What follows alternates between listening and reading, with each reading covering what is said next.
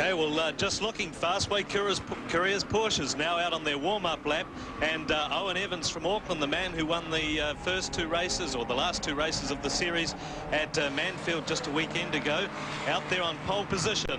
Brian Peace, another Aucklander, in the 930. Ray Williams in third spot, and Graham Cameron, so some of the people we expected. So Owen Evans, not O Evans, but Owen Evans, not Porsche 911 RS, on pole position with a 146.09. Brian Peace in the 930, just 1/2 of a second just behind. Ray Williams, Racing Ray as he likes to call himself, in the 930. Graham Cameron, last year's champion, Porsche 944 TSE. Now Graham's, we've seen him in action on the streets before. Patrick Hodgson, a man who survived a big crash at Manfield just in the last round of the series, placed 5. And in sixth spot on the grid, Peter Shardlow in the 911 RS. Kevin Palmer, one of the lower class cars, gets up there in the Carrera 3. On seventh spot on the grid, Gray Mathias comes in on 8th, Porsche Carrera RS, and Carlos Cavallo in 9th spot in another one of the Carrera RSs. Mike Hampton, another Carrera, 10th spot. Ollie Newbigin, the man we saw crash here last year, back in his Carrera RS, and Don Kay finally in the 911 takes out the top 12. So that's them as you see them on their warm-up, just coming up towards the grid, round the waterfront area of the circuit. Now Charlie Lamb's joined us up here in the commentary position. Charlie, good to see you here. Good effort out there today. What do you think about these guys, though? They're facing a bit of a different challenge. Yes, but the interesting thing about one-make racing is they're basically all drivers are in the same car, so what counts most is not so much car preparation, is driver, and these people, they get acquainted to close racing, to hard fighting, and that is the good thing about one-make racing. Now Glenn Taylor also with us up in the commentary position. Glenn, just your ideas on who's going to get the best of the start. My money would have to be on Owen Evans. That little RS gets off the line really, really well. Brian Peace, who's second on the grid, that'll fly as well. Unfortunately, Graham Cameron in the 944 normally bogs down off the line, which could slow things up a little bit. Okay, just look for it then. Owen Evans in pole position. Wait for the green light as the Fastway Couriers Porsches get underway on the streets of Wellington. Well, a nice clean start from Owen Evans there, and looked like Ray Williams getting up well, but big squeeze coming from Brian Peace, trying to nudge in there, gets the squeeze treatment. Ray Williams around the outside, Brian Peace right on the tail of Owen Evans. And look at that, 5 wide as they head for that incredibly narrow part of the circuit. Charlie Lamb, all action. If Owen can keep ahead of these guys, he's going to do well. Charlie, what do you think? That was pretty much an exciting first hairpin there for this start of this race. Yes, obviously it's very important at this stage that you get a good rhythm, so if you are quick, you want to be ahead of the other cars in order to do your race. Well, you can see that Owen Evans in the number 11 car just managing to hold out yet another challenge from Brian Peace. So Brian very, very keen to be getting on with the job here as he goes around there on the 930 on the bumps in Cable Street. They said there were none, but you definitely looked like there were some bumps just there as these guys got on the brakes down to the Chaffer Street corner. Glenn. Yes, Owen Evans in the little RS, it's down on horsepower, but he's got not as much weight as the 930s. If he can stay ahead, and they'll chew up their tyres, and he'll be in there winning. So Owen's actually just getting a little bit of a break there. Now, Charlie, your instructions to these guys if it was Emanuele Pirro out there at the wheel of the leading Porsche right now? Well, the big difference is that this, you see a classical sprint race. I mean, these people, they don't have a lot of time to make their race, and you can see how they are going. I really can see a battle for sure between the first 3, but maybe even between the first 5 cars coming up. You can see that Brian Peace looking a little bit loose there, a bit tail happy as he came off Dunlop Bridge, and again just then through the S's onto the front straight. Now he's really turning on the action. I think he's going to be falling victim to Ray Williams sitting right behind in the 930T. Yeah, we have both the 930s and the RSs this year are carrying a little bit more weight. The 930s are weighing just over 1,300 kilos, so they tend to chew up their back tyres reasonably quickly. Now Brian Peace doing the job there as we see him. Ray Williams right on his tail. Ray actually won one of the races here last year, didn't he? Yes, Ray won the one race, and I think Graham Cameron won the other one. All of the guys are actually really keen not to be on the front of TV3 Sport for the next 2 years like Cameron has been for the last 2. Yeah, well, the reference here from Glyn Taylor to Graham Cameron's memorable slide down the front straight here, managed to save it about 3 times and finally slammed the wall just down on the kink on the front straight. That's Graham Cameron coming through now. Exactly right. Graham Cameron, the last year's champion in the 944 TSE. But back to the front-running battle there with Owen Evans out front, holding off the Brian Peace challenge, and Ray Williams behind him. Looks like Graham Cameron in the Can-Am construction car starting to make up a bit of ground. Tell us about the man behind him, Patrick Hodgson. I understand he had big repair bills from Mansfield. Yeah, Patrick Hodgson was the unfortunate victim. He was the innocent man in the sandwich between Brian Peace and Graham Cameron at Mansfield. He's had a big rebuild on that car at European Panel and Paint, his business in Auckland, and he's got that thing going really, really well. Now, Charlie, you ever been involved in this Porsche racing in Germany, which of course was its stronghold where it got started? No, not at all, but it's one thing which you watch, because in these one-make races you can see talent, and you can maybe pick up drivers which are also can be experienced enough to race in the main races.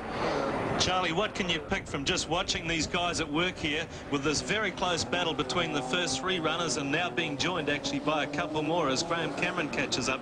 What can you pick about these guys? Who would you pick out of them as sort of driver you might one day sign up, or perhaps? Well, at the moment it's too difficult for me to judge, because I feel that the second and third car, and maybe even the fourth car could go quicker. It's really very difficult at this stage to make out who is quick, because the second and third car, they cannot race the race at the moment.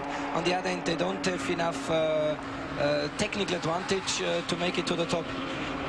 Now, one thing that Charlie Lambs knows very much about is the kind of juggling of the rules that the German Touring Car Championship has put in place the last few years. And Glyn Taylor, I think the same sort of act has been done with the Porsches from last year to this, and that's probably why we're seeing here such a tight battle, whereas last year was just a 2-car race. Now we've got 4 and 5 in with a chance. Yeah, very definitely. The Bridgestone Porsche series, we try to change the rules every year just a little bit to fine-tune things. The RSs, like Owen Evans is there, and the 930 of Ray Williams and Brian Peace are both carrying a little bit more weight this year, and also the 944 of Graham Cameron is actually running a standard chip, so he's actually a little bit down on horsepower what he had last year. Well, you can see that Peace is really keen to get on with the job, and he gets back in there right on the tail end of Owen Evans' Porsche every now and again, and he takes a look as they get into different corners, looking for a possibility into the braking area, but he's got the car really softly set up, it looks, Charlie. Yes, but also the car seems to me to be extremely unstable under braking. Maybe I wonder whether you can adjust the brake balance, but he seems to have too much brake in the rear. We actually can't adjust the brake balances or anything on the Porsches. They all have to remain dead standard, with the exception of slightly harder pads and a bit of brake ducting. Okay, so there they go, leaving the wharf area out through there. You'll see it's now a nose-to-tail snake of Porsches, 4 cars involved in it, with Owen Evans leading out the Brian Peace, Ray Williams, Graham Cameron behind him. All of these guys have got a bit of a nervous situation here, because they can see the opposition in the rear vision mirror, and they're also trying to get past the guy in front. It's a pretty classical race situation, Charlie. Yes, that's right, even though Owen Evans could pull away a little bit. Oh, Cameron's gone. Graham Cameron looks like a blow-up there. What would you say? I think he touched somewhere. Oh, well, that's disastrous for Graham Cameron. I mean, the poor guy, he came here 2 years ago, really badly damaged the same car, the 944, on the front straight. And, I mean, it was like a lunch break, and I think the pit lane was crowded, and suddenly there he goes climbing out of the car. You can see the gesture of defeat. Absolutely. I'd imagine that's a blown turbo oil line or something. Here we go. There's the replay. It's down at the chicane now. Oh, wow. Oops. Look at that. The guy bumps right over the bump strips there at that very, very tricky chicane.